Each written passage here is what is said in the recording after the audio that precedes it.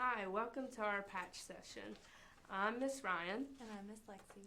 and today we're going to be reading a book called The Carrot Seed. And we're also going to talk about planting flowers and some seeds. But first, I have a joke. Let's hear it. How excited was the gardener about spring? How excited was the gardener about spring? So excited that he wet his plants. Oh, that's so funny. That is awesome. All right. Do you want to read our sunflower poem that we have for this session? Yes, I will. So this is just a little poem that I found online, and I wanted to share it with all of our friends for springtime. So it goes.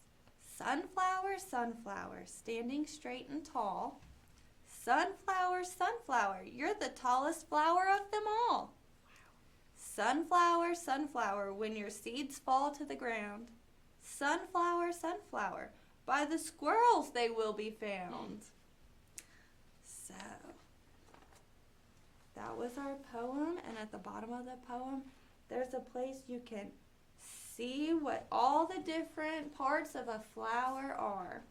You have the stem, you have leaves, and then you have the petals.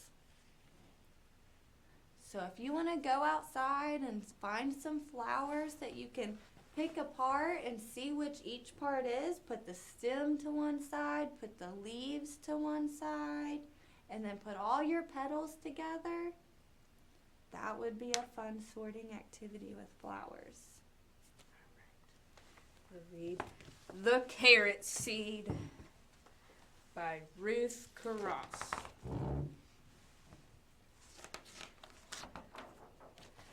A little boy planted a carrot seed. His mother said, "I'm afraid it won't come up." His father said, "I'm afraid it won't come up." And his big brother said, "It won't come up." Every day, the little boy pulled up all the weeds around the seed and sprinkled the ground with some water. Seems like he's doing everything right, Miss Ryan. It does. But nothing came up. And nothing came up. Everyone kept saying, "Oh, it won't come up. Nothing's going to come up." But he still pulled up the weeds around it every day and sprinkled the water on the ground. He kept on doing what he was supposed to do. And then, one day,